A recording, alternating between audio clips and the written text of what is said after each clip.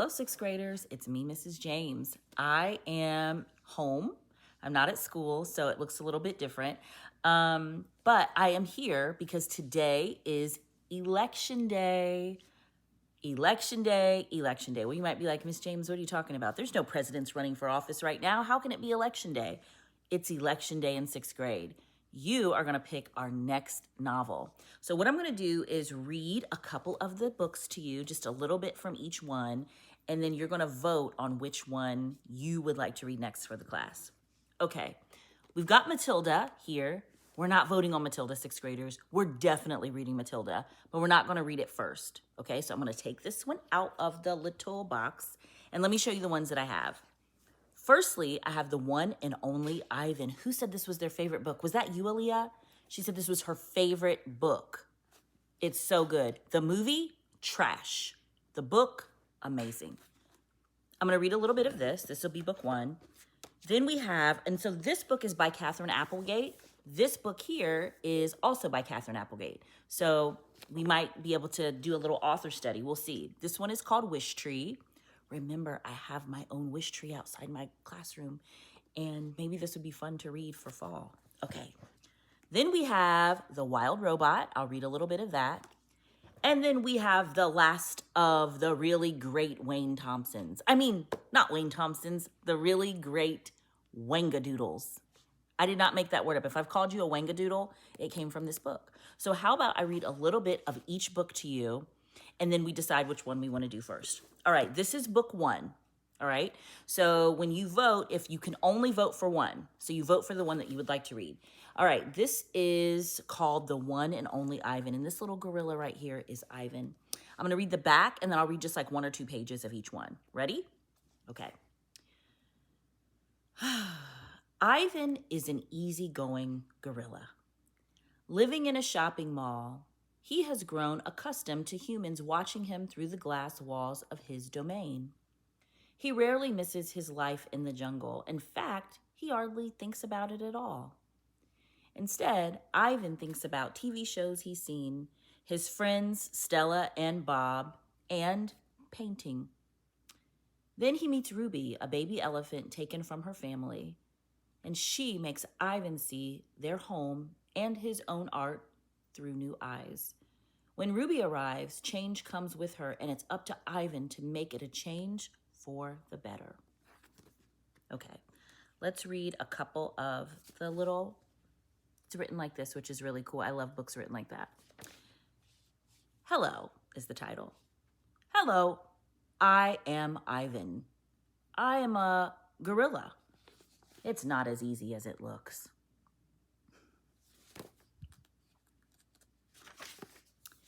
Names. People call me the freeway gorilla, the ape at exit 8, the one and only Ivan, mighty silverback. The names are mine, but they're not me. I'm Ivan, just Ivan, only Ivan. Humans waste words. They toss them like banana peels and leave them to rot. Everyone knows the peels are the best part. I suppose you think gorillas can't understand you. Or, of course, you probably think we can't walk upright. Try knuckle walking for an hour. You tell me which way is more fun. Patience is the next title. I've learned to understand human works over the years, but understanding human speech is not the same as understanding humans. Humans speak too much.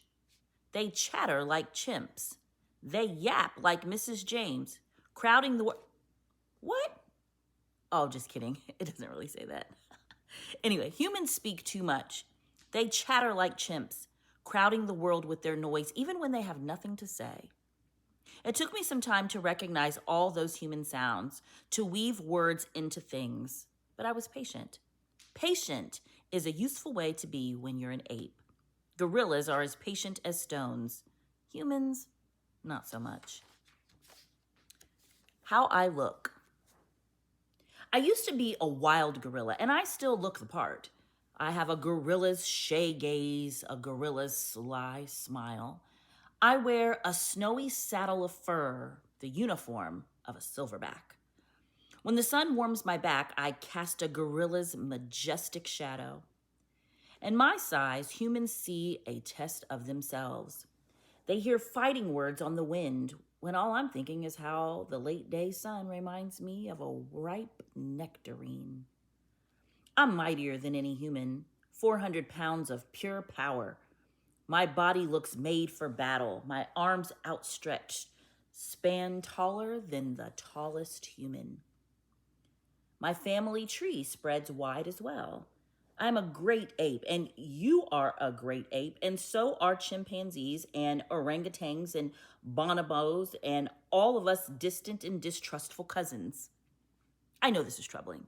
I too find it hard to believe there is a connection across time and space linking me to a race of ill-mannered clowns. Chimps. There's no excuse for them. All right, that's enough. The Wild Robot. What do you think? I mean, that was not the Wild Robot. That was the one and only Ivan. This is the Wild Robot that we're about to read right now. Okay, the Wild Robot. Okay, chapter 1, The Ocean.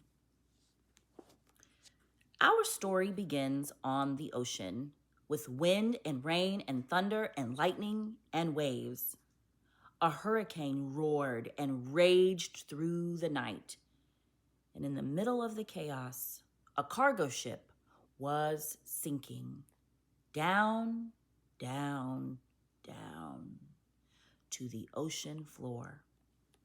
The ship left hundreds of crates floating on the surface, but as the hurricane thrashed and swirled and knocked them around, the crates also began sinking into the depths. One after another, they were swallowed up by the waves until only 5 crates remained. By morning, the hurricane was gone. There were no clouds, no ships, no land in sight. There was only calm water and clear skies, and those 5 crates lazily bobbing along an ocean current. Days passed, and then a smudge of green appeared on the horizon. As the crates drifted closer, the soft green shape slowly sharpened into the hard edges of a wild, rocky island. The first crate rode to shore on a tumbling, rumbling wave and then crashed against the rocks with such force that the whole thing burst apart. Now, reader, what I haven't mentioned is that tightly packed inside each crate was a brand new robot. The cargo ship had been transporting hundreds of them before it was swept up in the storm. Now, only 5 robots were left. Actually, only 4 were left because when that first crate crashed against the rocks, the robot inside shattered to pieces. The same thing happened to the next crate. It crashed against the rocks, and robot parts flew everywhere. Then it happened to the next crate, and the next. Robot limbs and torsos were flung onto ledges. A robot head splashed into a tide pool. A robot foot skittered into the waves. And then came the last crate. It followed the same path as the others, but instead of crashing against the rocks, it sloshed against the remains of the 4 first crates. Soon, more waves were heaving it up out of the water. It soared through the air, spinning and glistening until it slammed down onto a tall shelf of rock. The crate was cracked and crumpled, but the robot inside was safe. Chapter 2, The Otters. The island's northern shore had become something of a robot grave site. Scattered across the rocks were the broken bodies of 4 dead robots.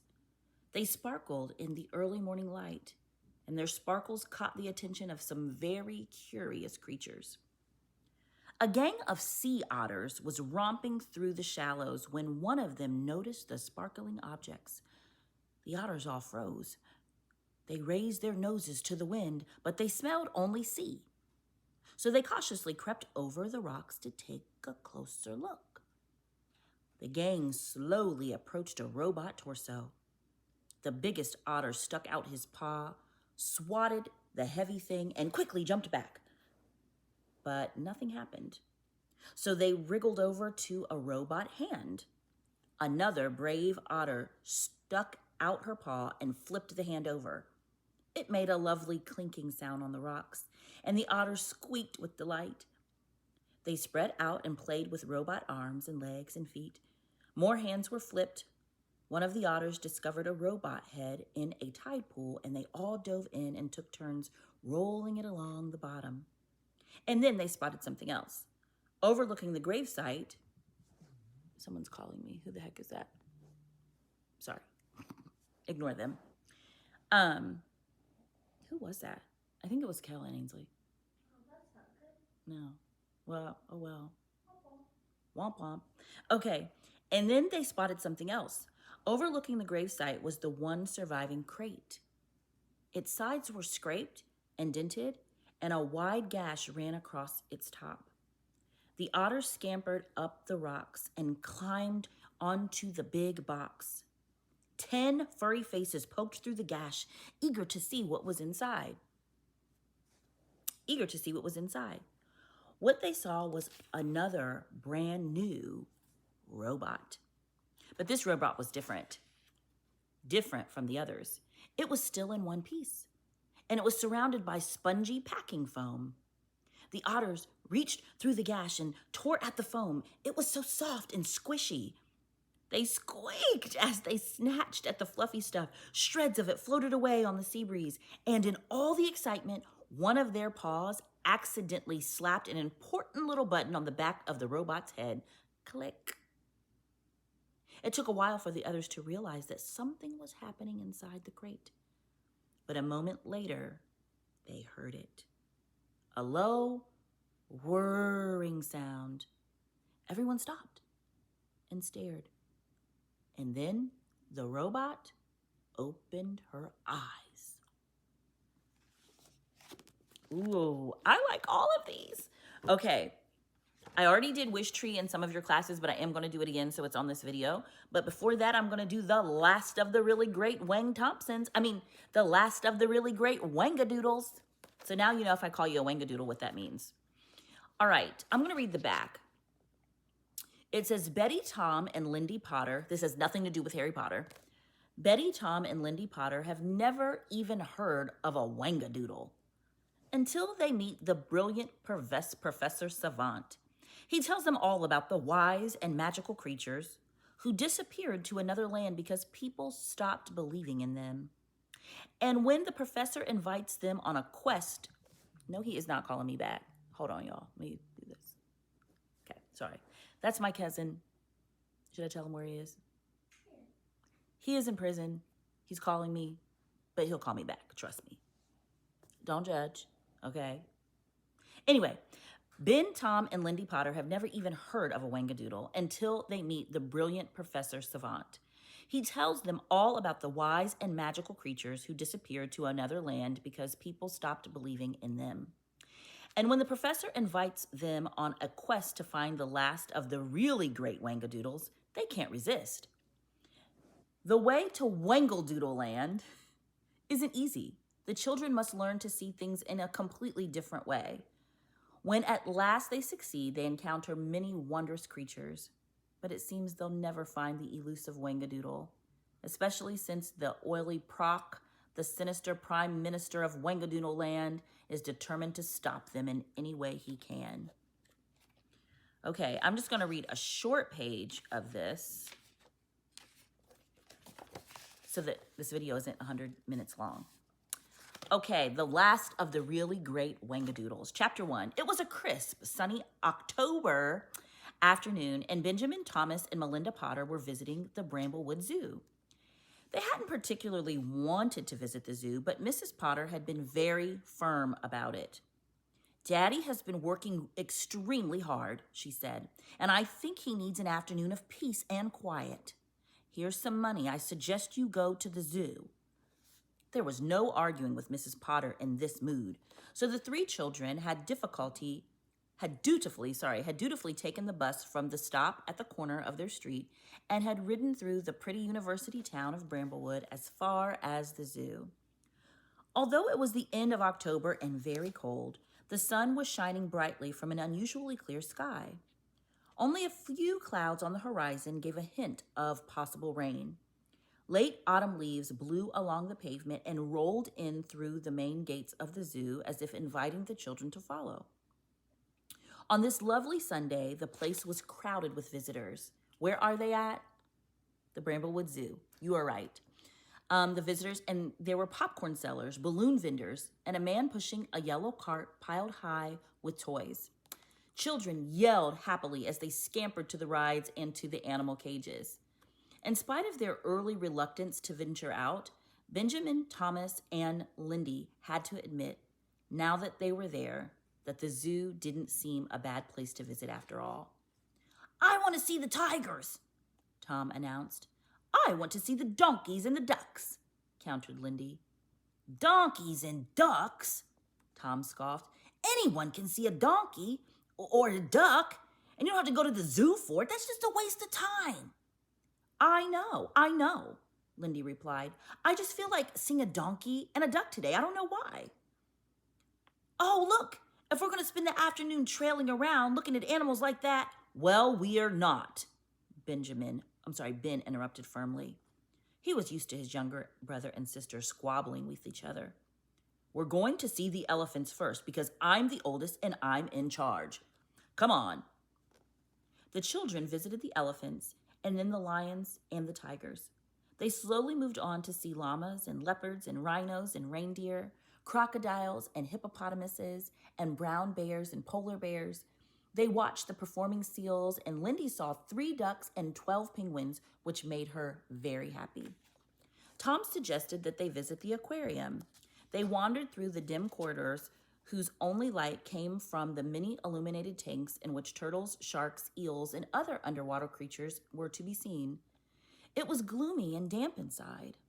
Lindy was very glad when Ben chose to go to the reptile house, but she clung tightly to his hand as she gazed at the cobras and rattlesnakes and a giant python.